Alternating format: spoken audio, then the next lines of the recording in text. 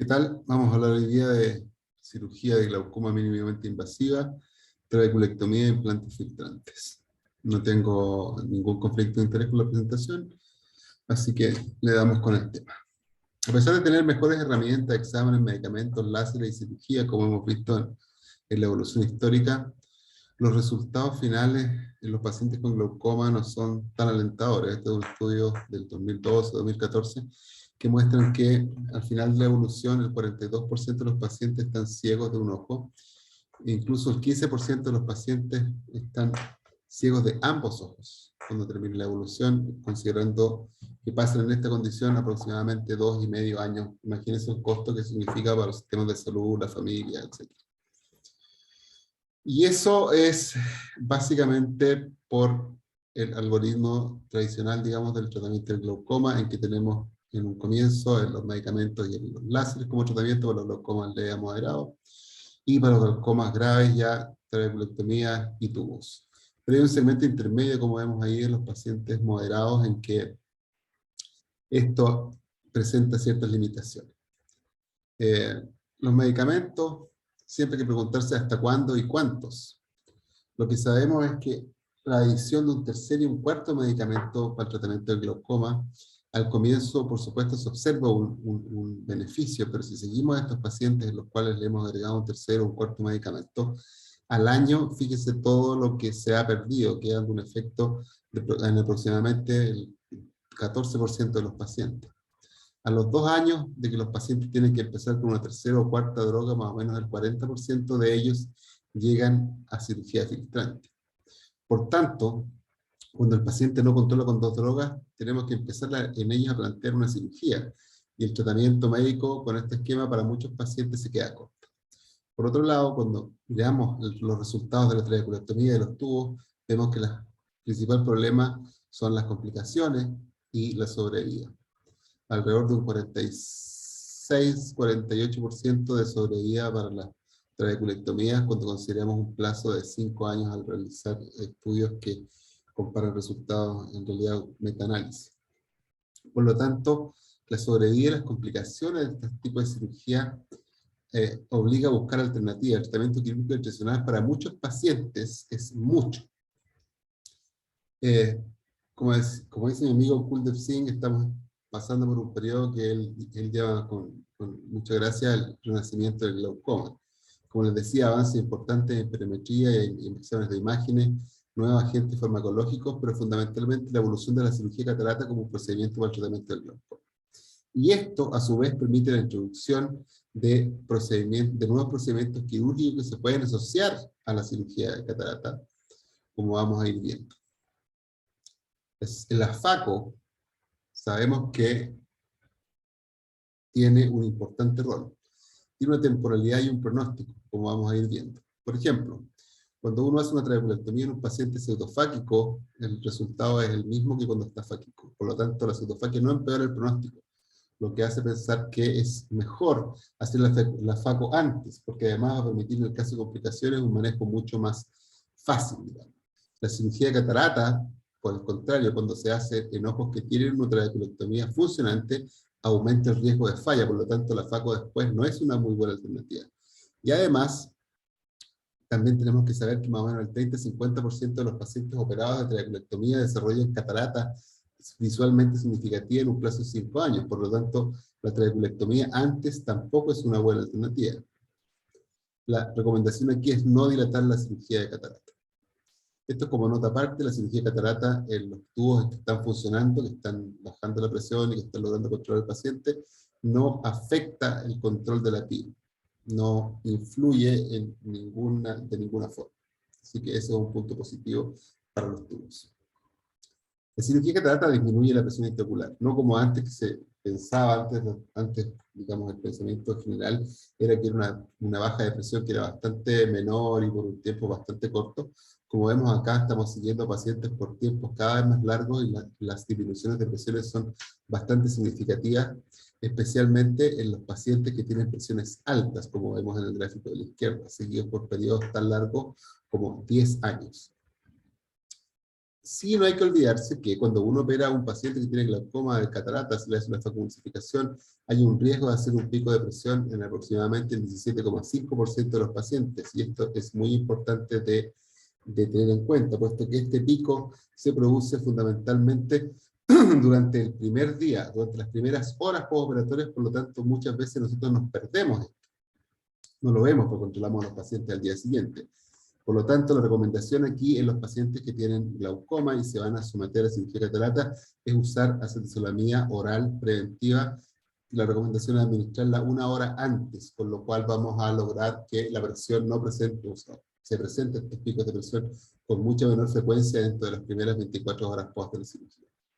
Y también hay que tener en cuenta que los pacientes que se operan de catarata tienen mucho más tasa de aumento de presión en el día postoperatorio 1 cuando se compara residentes versus cirujanos staff con mayor experiencia. Por lo tanto, la recomendación es especialmente válida para ustedes que están partiendo con la cirugía, puesto que estos pacientes en general presentan algunas dificultades extras que hacen que la cirugía, cuando uno se enfrenta por las primeras veces a ella, sea bastante más dificultosa que una catarata regular, con lo cual aumentan estos riesgos. Si miramos específicamente los glaucomas por cerro angular, vemos acá una serie de trabajos, muestro aquí el más importante, que un paciente que está médicamente controlado en su glaucoma por cerro angular primario, la FACO y la FACO-TRAVE tienen el mismo efecto en controlar la presión, por lo tanto en estos pacientes sería suficiente hacer la FACO. Y si miramos los pacientes que no están controlados médicamente, la FACO-TRAVE solamente agrega 2 milímetros adicionales de disminución de presión cuando se compara con la FACO aislada. Por lo tanto, en estos pacientes también sería válido pensar de hacer solamente la FACO en un comienzo. Bueno, y si niculisis se aplica, y pensar en la posibilidad de agregar algún medicamento tópico y tratar de dejar la trabeculectomía para una segunda oportunidad. La extracción de cristalina clara en los pacientes con glaucoma por cerro angular primario también ya se ha, digamos, zanjado esta discusión con la aparición del estudio ILU, que muestra que tiene una evidencia robusta que muestra que la cirugía de cristalina clara está asociada con un mejor, digamos, clínica y con outcomes reportados por los pacientes mejores. Hablemos también de que tiene un mejor costo-beneficio. Aquí sí tenemos que recordar que estamos hablando de pacientes con cerro angular primario y glaucoma por cerro angular primario, con presiones mayores de 30 milímetros de mercurio. Lo que sí hay que tener en claro también, según este estudio, en que se hace, digamos, una revisión de los resultados, es que la cirugía, como les decía previamente, es más dificultosa desde el punto de vista técnico y tiene que ser realizada por cirujanos con experiencia, con mucha experiencia, y que tengan de alguna forma dominado el procedimiento para poder lidiar con las potenciales complicaciones, ya que estamos hablando de pacientes con visiones normales y cristalinos que son absolutamente transparentes. Y lo más importante a lo que quería llegar es que esta aparición de la catarata como una herramienta permite que se le asocien procedimientos, ya sea la endociclofotocoagulación, por ejemplo, o los famosos procedimientos MIX, como vemos aquí varios ejemplos. El concepto de MIX fue acuñado en 2012 por estos dos autores que están ahí, que es el doctor Aita Ahmed y el doctor Hadi Said, en que describen básicamente un procedimiento que es por una microincisión al interno con trauma mínimo, que es eficaz, que tiene un alto perfil de seguridad y que permite una recuperación muy rápida. Lo más importante del concepto es esto, es el alto perfil de seguridad, porque estamos ofreciendo cirugías a pacientes que están cursando en ese momento con un glaucoma leve a moderado. Por lo tanto, son pacientes que tienen, en general, muchos años por delante, y por lo cual lo que le ofrezcamos tiene que tener una baja frecuencia de complicaciones potenciales a lo largo del seguimiento, ya que este seguimiento se va a prolongar por toda la vida.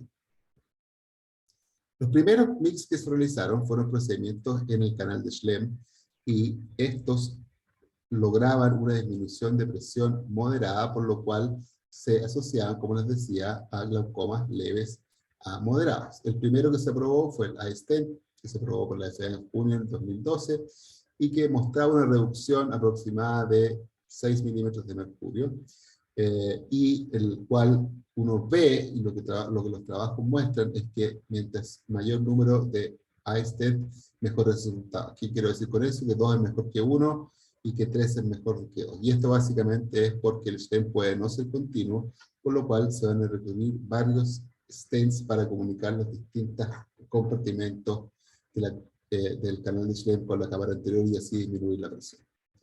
Otro, en el cual estuve directamente involucrado en su desarrollo, que fui el primero en poner en humanos en el mundo en el año 2008, es el IRUS. Ustedes van a empezar a escuchar mucho de él, puesto que el laboratorio Ivantis fue comprado por Alcon, y en los próximos años se van a empezar a desarrollar probablemente trabajos a nivel local para poder ver la respuesta de nuestros pacientes.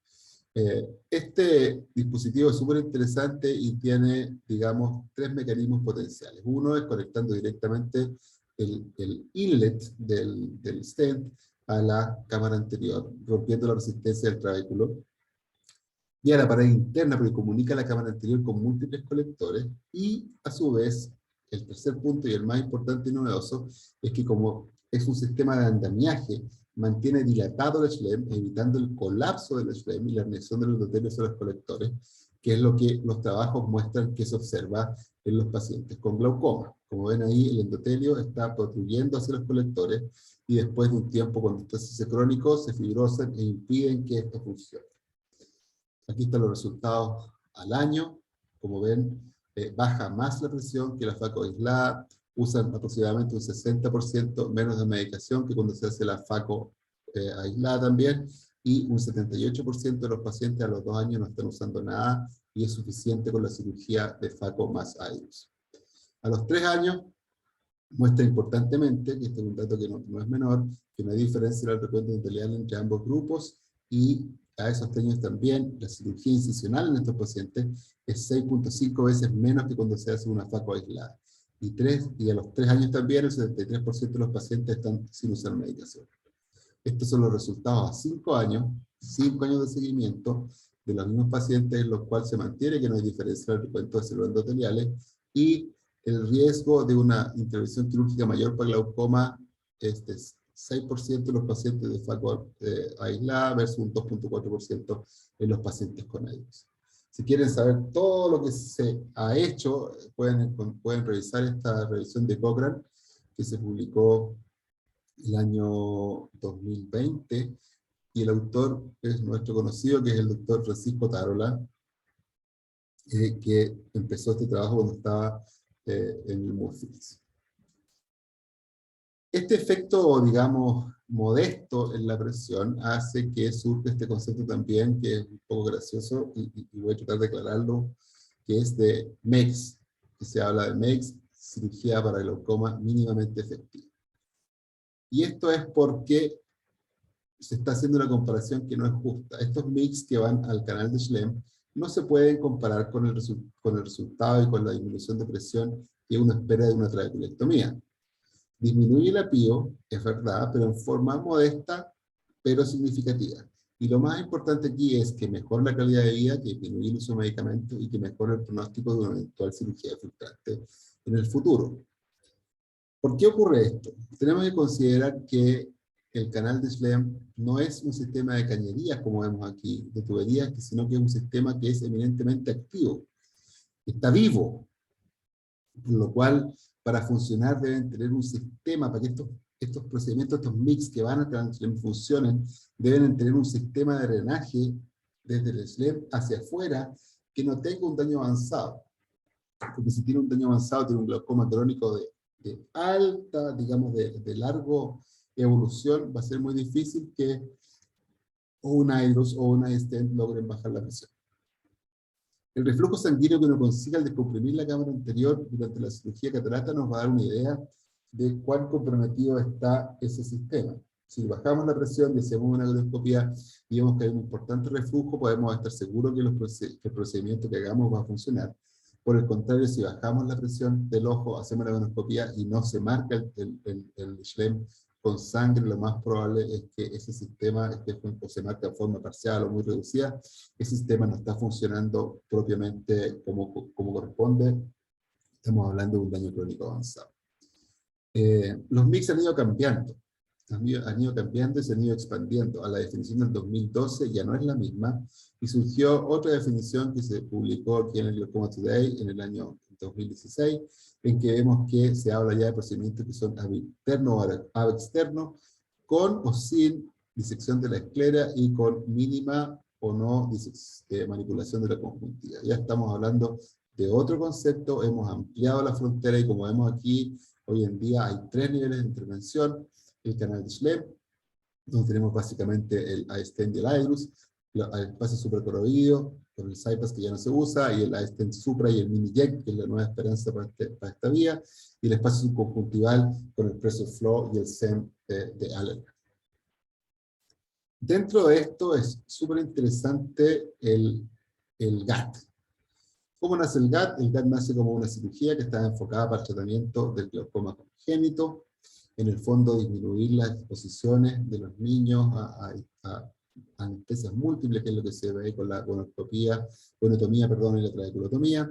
Y aquí se partió haciendo con este catéter, que es el catéter de iTrack, que se utilizó primero para hacer trabeculotomía, y una vez que se empezaron a ver los resultados buenos de la trabeculotomía, se planteó hacerlo ab interno bajo visión conoscópica directa, y aquí lo que se consigue es lograr una intubación en 360 grados del Schlemm. Como vemos ahí, se recuperan los dos finales, el proximal y el distal, y luego traccionando vamos a lograr una apertura del canal en 360 grados. Esto llevó a la evolución de hacer lo mismo con una sutura de Prolen. ¿Por qué hacerlo con una sutura de Prolen? Porque el iTrack cuesta $1000 y tiene single use, y la sutura de Prolen cuesta una ínfima fracción de ese valor y permite obtener un resultado que es absolutamente comparable. Aquí vamos a ver cómo logramos la intubación utilizando un Schlemm modificado, un Prolen modificado. Vamos a hacerlo correr hasta que logramos la recuperación por el otro lado del otro segmento, y aquí, con fines digamos didácticos, vamos a mostrar bajo visión conoscópica cuando terminamos de traccionar este Prolen, y vamos a ver aquí cómo el Schlemm se abre al traccionar el Prolen. Fíjense aquí, creo que aquí empieza el momento de la tracción. Fíjense ahí cómo va traccionando y abriendo, logrando comunicar el canal en 360 grados a la cámara anterior, y con eso la disminución de la presión intraocular.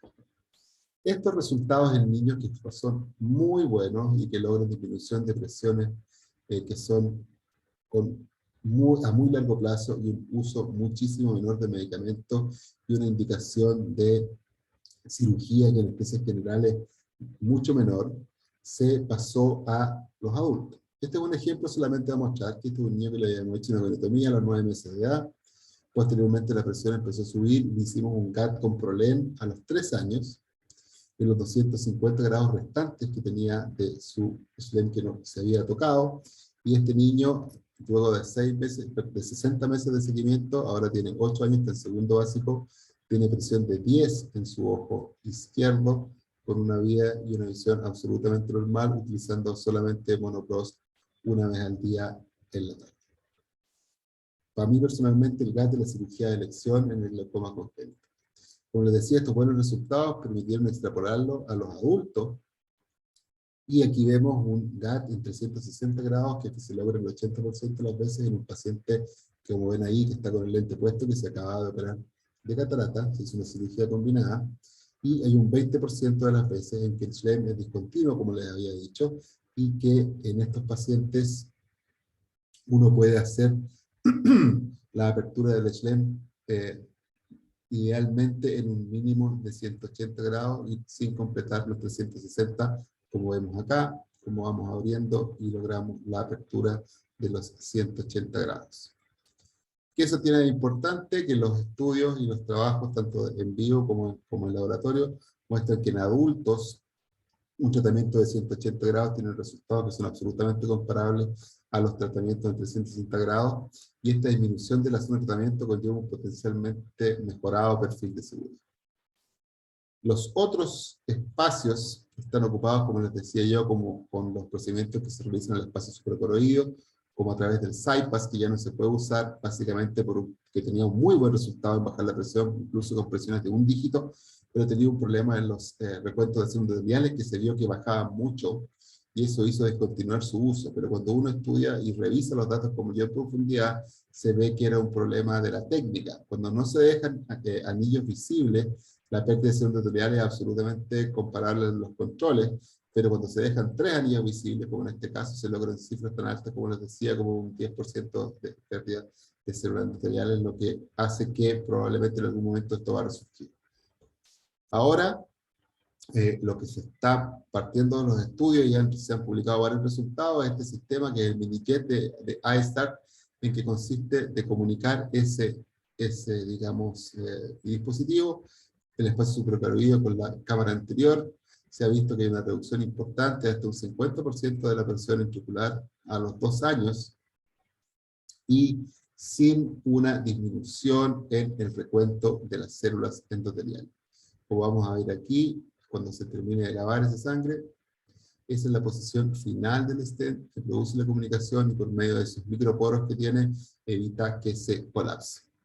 Y por último están los procedimientos que van al espacio subconjuntival, que esto sí es muy interesante, son muy buenas noticias, puesto que como habíamos visto, los primeros MIGS se consideraban solamente para los glaucomas leves moderados, pero con estos nuevos MIGS que van al espacio subconjuntival, por los llamados MIGS que forman ampolla, se pueden tratar glaucomas graves. Tenemos los dos ejemplos, uno que es el SEN de Allergan, que se comunica la cámara anterior con el espacio subconjuntival desde dentro hacia afuera, como van a ver en el video. Se inyecta, ahí aparece el stent desde dentro hacia afuera, y eso se comunica, las dos cámaras, y fíjense cómo posteriormente forman ampolla. Tiene las mismas complicaciones de la trabeculectomía porque va a tender a cicatrizar. Y la otra técnica que vemos acá es el pressure flow, que también produce la misma comunicación de la cámara anterior con la espacio subconjuntival, pero realizado desde afuera hacia adentro. Como vemos aquí, se hace un túnel intraescleral, que después con una aguja conecta eso con la cámara anterior, y posteriormente que se ha hecho esa conexión, se introduce el pressure flow en la cámara anterior, comunicando ese espacio. Por su lumen interno, el flujo que se produce a través de ellos es muy bajo. No tan bajo como para no bajar la presión, de hecho baja la presión súper bien, pero bajo en el sentido de que no produce, o son muy poco frecuentes los aplastamientos de la cámara anterior, lo que lo hace un procedimiento mucho más seguro, y como es uno de los objetivos principales de la cirugía mixta. ¿Cuál es el futuro? Lograr estrategias para mejorar el resultado y mejorar los diseños, como vemos acá, por ejemplo, este scan 3D del sistema de colectores, que va a permitir saber dónde poner los stents, puesto que ahora solamente lo podemos hacer como se veía en el video de arriba a la derecha, por ejemplo, utilizando azul de tripán y logrando la tinción de estos sectores. Es importante el análisis económico, puesto que todavía son bastante caros. Si lo miramos el concepto general, estamos hablando de $1000 por cada uno de ellos. Pero si miramos también qué va a ocurrir en el futuro, esto es un dato que se obtuvo pre-pandemia, digamos, si uno se fija cómo van a ir subiendo los distintos tipos de investigación, y el porcentaje de inversión y crecimiento de mercado, más o menos un 6% parejo en todos los insumos y devices de oftalmología, salvo en lo de glaucoma, en que el crecimiento de mercado se espera que sea alrededor de un 30% para el 2023. Por tanto, el algoritmo cambió, asociado a la FACO, nos permite hacer mix que van a disminuir la presión, van a mejorar la calidad de vida, disminuir el uso de medicamentos y mejorar el pronóstico de una eventual cirugía filtrante, y va a permitir de alguna forma personalizar el tratamiento, hacerlo más seguro y reservar las trabeculectomías y los tubos en pacientes que tengan, en los que previamente se hayan agotado todos los otros esfuerzos y no se pueda utilizar o se hayan agotado las herramientas por lo que habíamos conversado previamente de sus potenciales, digamos, complicaciones y dificultades a largo plazo. Recordemos los 3 niveles que nos van a permitir alargar o expandir su área de influencia, partiendo de los glaucomas leves, moderados, e incluso llegando a los severos cuando hablamos de los MIGS que van dirigidos al espacio subconjuntival. Esta es la recomendación para esta parte. Acostúmbrense a hacer colonoscopías intraoperatorias. Las pueden hacer en cualquier cirugía. Al final de esta, hacer la colonoscopía, acostumbrarse a la presión que hay que hacer sobre la córnea para no deformarla y poder tener una visión lo más adecuada posible, y aprender a familiarizarse con las estructuras y con las posiciones tanto de la cabeza como de los instrumentos. Yo creo que ese es un muy buen punto de partida, porque yo diría que el punto limitante y lo que limita la curva de aprendizaje en los procedimientos son sus capacidades de hacer colonoscopia. La trabeculectomía, que es lo segundo que vamos a hablar hoy día, si uno lee el trabajo de Kearns, el trabajo original del año 68, es súper interesante, por lo que él pretendía era sacar un pedazo de trabéculo, o sea, como dice el nombre, hacer una trabeculectomía, y a través de esto, comunicar la cámara anterior directamente con el Schlemm, o sea, lo que hacen los MIGS los MIGS angulares. De hecho, en el trabajo original, cuando ustedes miran, se consideró como fracaso aquellos pacientes en los cuales se formó una ampolla, como la que vemos arriba a la derecha. Pero la cirugía fue cambiando, y ahora lo que se pretende es formar una ampolla que permite la filtración. Una de las primeras preguntas que surge es dónde. Hay principalmente 2 formas de hacerlo, que es los flaps basados con base Fornix, que es el superior, y los con base limbo, que son los inferiores. Hay razones para uno y para otro, y hay defensores de lo uno y lo otro. Cuando se compara, como por ejemplo en este trabajo, la evaluación cuantitativa de la evidencia, tanto por el tipo de estudio como por los resultados, no se logra determinar ninguna diferencia a favor del uno y el otro, y fíjense que está absolutamente en cero digamos, el subtotal. Pero sí, cuando se hizo esta revisión sistemática de Cochrane, lo que se encontró, sí, como una diferencia significativa, es un mayor riesgo de cámara anterior aplastada en el grupo de base limbo. Yo personalmente partí haciendo base Fornix, después me cambié a base limbo, y ahora nuevamente hace muchos años volví a base Fornix, porque me permite un mayor control y, como dice ahí, un menor riesgo de tener una cámara aplastada. ¿Y por qué es importante partir así con los detalles y todo? La cirugía la van a encontrar descrita en todas partes, pero lo importante es pensar y incorporar los conceptos que hay detrás de la cirugía para poder mejorar los resultados, porque la mejor trave es la que prevé y evita las complicaciones, y así se mejora la sobrevida.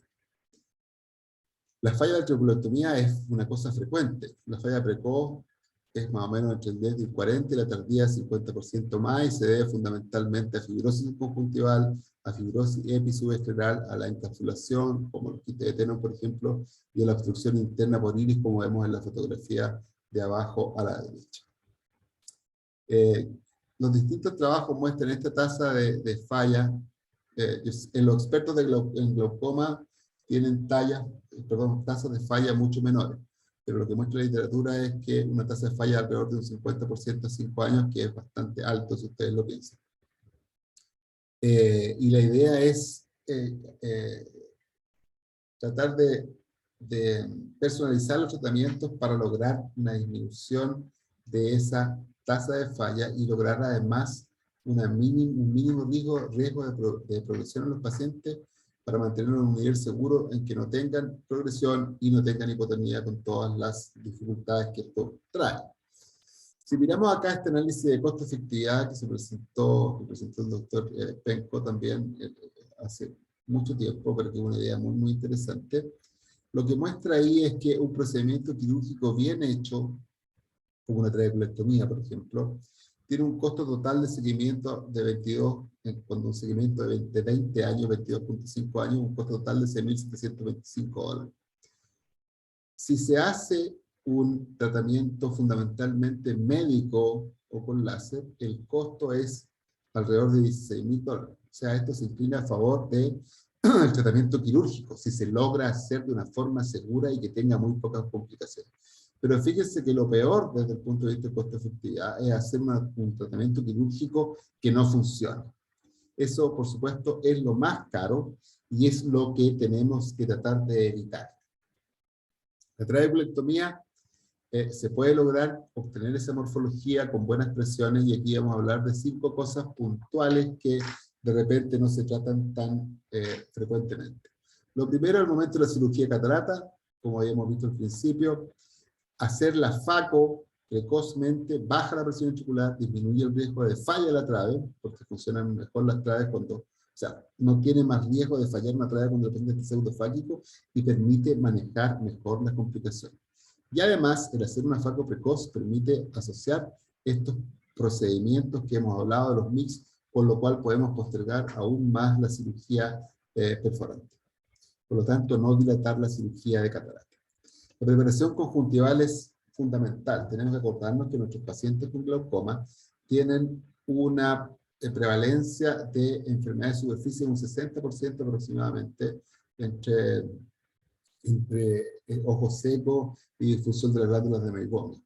Y de esa, un 27% es una enfermedad de superficie ocular grave. Esto dado por el uso crónico de medicamentos. Por lo tanto, es muy importante hacer una preparación preoperatoria de la conjuntiva en los pacientes que tienen la conjuntiva en muy mal estado, incluso un mes antes de la cirugía, para poder favorecer mejores resultados. Después te lo podemos revisar, les puedo dar la referencia si lo necesitan, para ver los distintos tipos de manejo. Hay que acordarse entonces siempre de preparar el ojo antes de la cirugía para mejorar el resultado. El uso de esteroides, tenemos que recordar que los esteroides actúan a distintos niveles en la cascada de la inflamación y son una herramienta fundamental para modular la cicatrización de la herida después de la cirugía de glaucoma. Lo típico, lo que uso yo por lo menos, es usar corticoides cada 2 horas al comienzo para prevenir la proliferación de fibroblastos, y después disminuyendo gradualmente por un periodo que puede llegar hasta 3 meses después de la cirugía. Esto ha mostrado que mejora el pronóstico en forma significativa de la cirugía de glaucoma. No debemos temer en estos pacientes a los corticoides. Y esto también da otro refuerzo a la cirugía de catarata lo más precoz posible, porque si el paciente ya está operado, los corticoides no tienen el riesgo asociado de desarrollo de catarata.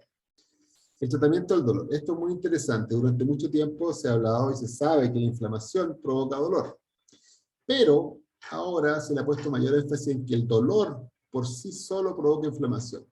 Como vemos después de la noxa, la liberación del péptido relacionado a la calcitonina provoca vasodilatación, mayor permeabilidad capilar y mayor producción y liberación de mediadores inflamatorios, lo que va a llevar a una importante inflamación. Por tanto, aquí la recomendación es utilizar antiinflamatorios no esteroidales tópicos para disminuir el dolor a lo menor posible, y con eso disminuir la respuesta inflamatoria que viene por esa vía. Mi recomendación es usar ketorolaco tópico 3 veces al día.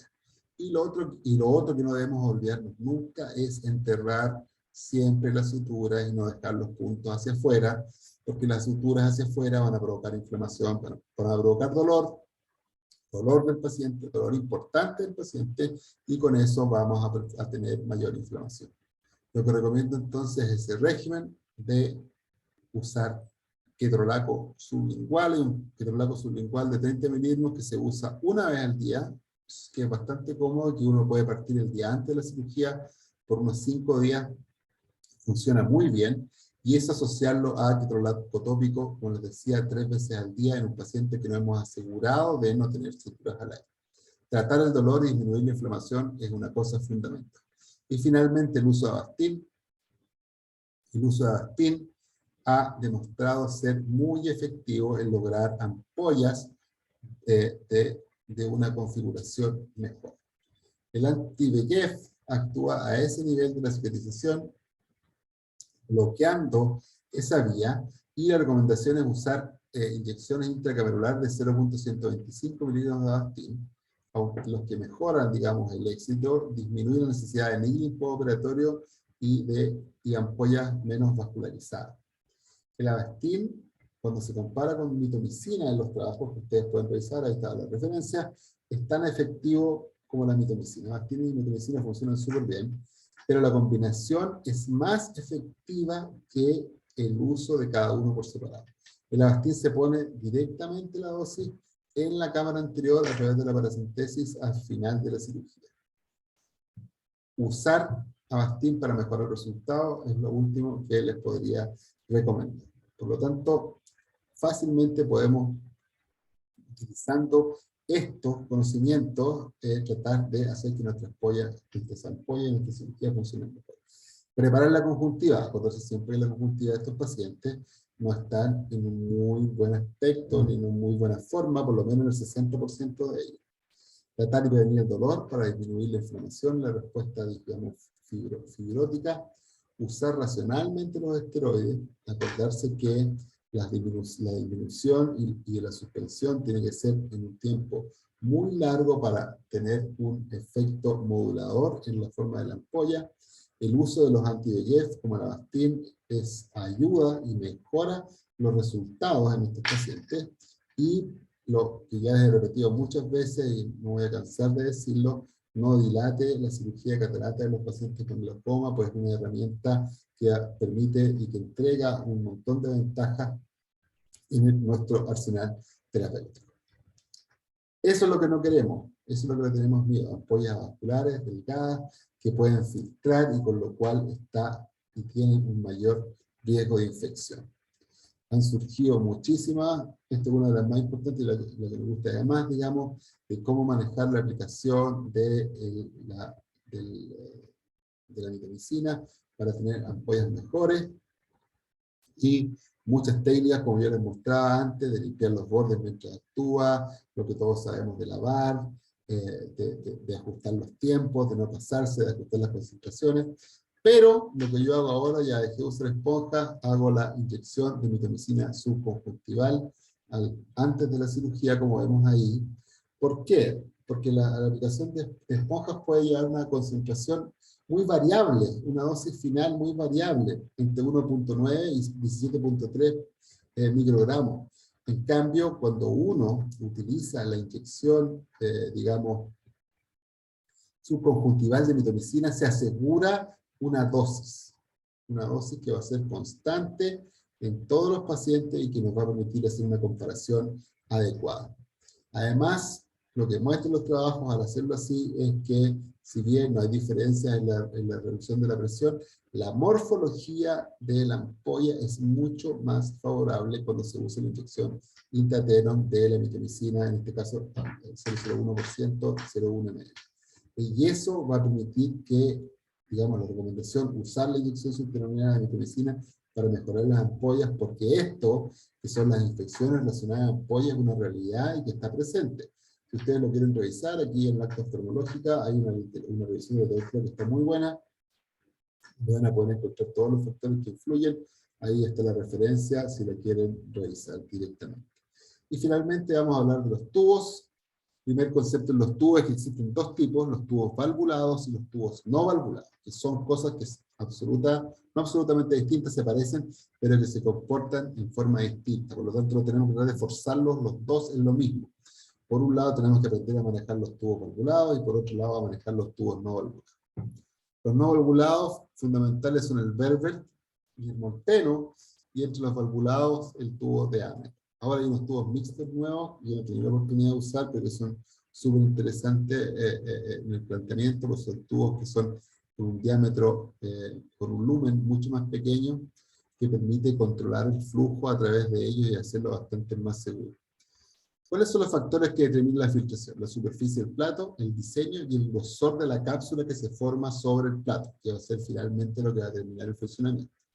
La superficie no se sabe el tamaño ideal, alrededor de 350 milímetros cuadrados, yo diría que es lo que funciona mejor. Hasta allá van apuntando todos los distintos tubos no valvulados y valvulados que existen. En cuanto al diseño, hay ya estudios que muestran diferencias significativas entre unos y otros. Los más importantes son estos dos, el ABB, que es AMED versus Verbal, y el ABC, que es AMED Verbal Comparison. Este trabajo, en el cual me tocó la suerte de participar, está considerado entre los 100 mejores o 100 trabajos más importantes en cuanto al manejo del glaucoma del último tiempo. ¿Qué es lo que muestran los resultados? Y cuando se analizan incluso el pool de resultados de los dos trabajos juntos, es que el grupo de Verbal tiene una menor tasa de falla, tiene una menor tasa de requerir nuevas cirugías y tiene menor presión con menos medicamentos que el grupo AMED. Eso es lo que muestra. Pero el Verbal tiene un mayor riesgo de hipotonía.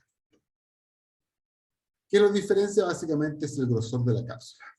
Y el grosor de la cápsula está dado por, o determinado por tres cosas, que son la biocompatibilidad del material del plato, el flujo precoz que induce la mayor fibrosis y el uso de esteroides. La biocompatibilidad del plato ya se sabe que, por lo menos los tubos propilenos se dejaron de usar porque son más inflamatorios que los de silicona, así que ya ahora todos tienen esa base. El flujo precoz a través del tubo induce mayor fibrosis. Por tanto, la cápsula, al haber flujo, se inflama mucho más, se llega a una respuesta digamos, fibroproliferativa por el estímulo del humor acuoso, que hace que la PIO suba y que llegue a 25, 35 o más milímetros de mercurio, que es la llamada fase hipertensiva, que ocurre entre la segunda y la tercera semana. A los 10 días de comienzo del flujo se observan cambios fibrodegenerativos que empiezan a hacer que disminuya la presión en el tiempo, por lo cual esta fase uno la maneja médicamente y en general evoluciona bastante bien. Los tubos valvulados tienen filtración, como sabemos, desde el primer día. Hay una inmediata respuesta vascular. Está la fase hipertensiva, que viene seguida después de una fase avascular fibrodegenerativa que empieza entre los 25 y los 45 días del postoperatorio, y eso lleva al desarrollo de cápsulas gruesas entre 400 y 500 micras, con una media de 475 micras, o sea, como una córnea, más o menos, sobre el tubo. Pero aquí, en este trabajo de los doctores Pérez, Verdaguer, Calvier y Maúl, que es muy interesante y que yo lo estoy aplicando en mi práctica, muestra que al inyectar mitomicina sobre el plato, por detrás de la zona de la válvula, digamos, en los tubos de AMED, y sobre el plato, en los tubos, lo hago yo también en los tubos de Verbal, se logra una menor incidencia de fase hipertensiva. Y estos pacientes requieren menor medicación. Además, se usan 3 inyecciones de 0,1 ml de mitomicina, 0,25 miligramos por ml, como les decía, sobre el plato, detrás de la válvula en el caso de la AMED, como está escrito acá, al final de la cirugía, a la semana y al mes. Y eso hace una diferencia, como ven ahí en el gráfico, fundamental en la incidencia de fase hipertensiva. Por lo tanto, la recomendación aquí es usar mitomicina para disminuir la fase hipertensiva. ¿Por qué usar la AMED entonces si el Verbal es mejor que la AMED? Bueno, uno por tenerle miedo al aplastamiento de la cámara, pero lo otro también es porque los tubos valvulados, uno los prefiere usar en pacientes que están muy deteriorados y que necesitan operarse rápido, porque los otros van a estar cerrados por un periodo de aproximadamente un mes, en el cual van a mantener presiones que pueden estar más altas de lo que uno desearía. En los tubos valvulados hay que mantener los esteroides en dosis altas durante el primer mes, e ir disminuyendo lentamente hasta un periodo de 3 meses. Como les decía, no temer a los corticoides. Cuando la presión sube, hay que usar medicamentos que disminuyen la producción de humor acuoso para disminuir los cambios fibroproliferativos y mejorar los resultados a largo plazo. Lo que muestran los trabajos es que cuando la presión excede los 10 milímetros, uno debiera hacer una combinación de orsolamida y timolol, que al año muestra una tasa de éxito de aproximadamente el doble y una reducción de la fase hipertensiva de 3 veces, como ven ahí, con un P absolutamente significativo. Lo otro importante de saber es que tienen que ser medicamentos que disminuyen la producción. Y aquí ya se hizo una comparación y muestra que el tratamiento precoz con análogo de prostaglandina, por ejemplo, no logran ese efecto. El tratamiento tiene que ser con medicamentos que sean supresores de humor acuoso cuando la PIO sube de 10 en el postoperatorio. Lo otro que puede hacer uno, en lo que hago hace mucho tiempo en los tubos valvulados, es reducir el lumen con una sutura. ¿Cómo se hace? Se pone un nylon dentro del tubo y luego se hace una amarre con vitril, como vemos ahí. Se hace un amarre con vitril, se hace el nudo y después, tomando del vitril, se retira el nylon para no traccionar la silicona. Y eso va a permitir una restricción del flujo que va a hacer acá. Por un lado, va a reducir la tasa de complicaciones sin afectar el éxito de esto, y también va a reducir el grosor de la cápsula sobre el plato, con lo cual el resultado a largo plazo del efecto hipotensor del tubo va a ser mucho mejor. Por lo tanto, la recomendación del tubo valvulado es restringir el lumen para disminuir el flujo precoz. Y en cuanto a los tubos no valvulados, se logran cápsulas en general con una grosor que es menos de la mitad de los tubos valvulados, porque como están cerrados, se produce una respuesta inflamatoria muy leve. La que sí aparece, pero no tan importante, que está por el flujo a los 30 días, cuando se suelta el vitril y empieza a filtrar de forma espontánea. Estos tubos es fundamental cerrar bien el tubo, cerrarlo.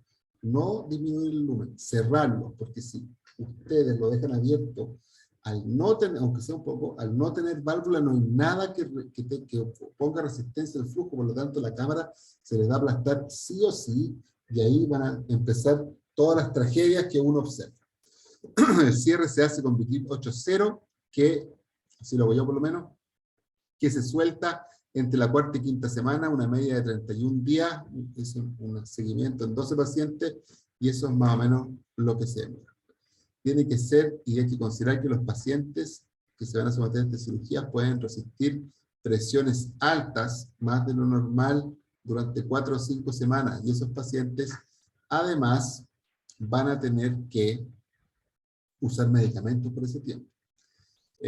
La cápsula que se forma en el mes sobre el plato hace que se evite la hipotonía cuando se suelta la sutura de vitril. Y dejar ese nylon ahí, porque el nylon queda, uno no lo saca, uno lo deja ahí, también previene la hipotonía porque disminuye el flujo y la reacción fibroproliferativa también cuando se suelta el vitril. O sea, empieza a salir un acuoso, pero no tanto porque está ocupada parte del lumen con el nylon. Hay que mantener los esteroides altos durante esas 2 primeras semanas, una vez que se abre, digamos, cuando uno hace la primera cirugía, después disminuyendo, y nuevamente hay que aumentarlos cuando se abre el tubo, de la misma forma, por unas 2 o 3 semanas y bajar en 3 meses. O sea, este tiene 2 fases, a diferencia del otro que era una fase, alto, alto, y después empezar a bajar. Este es alto, alto, alto, para que cicatrice poco, empezar a bajar, y una vez que se abra el tubo y empiece el flujo, alto otra vez, para disminuir el efecto y para disminuir el estímulo de cicatrización. No hay que tener los corticoides y acordarse que en los tubos no valvulados tenemos 2 fases. El problema es que los pacientes, como les decía, mantenían las presiones altas, por lo tanto aquí se pueden asociar procedimientos. De todas formas hay que mantener el tratamiento médico que está usando el paciente, en algunos casos el tratamiento médico máximo, y se puede asociar un ciclodio o un ICP, o tratar de reavivar una trave que haya tenido previamente sin usar mitomicina, para que esa trave finalmente se cierre, y una vez que el tubo se abra,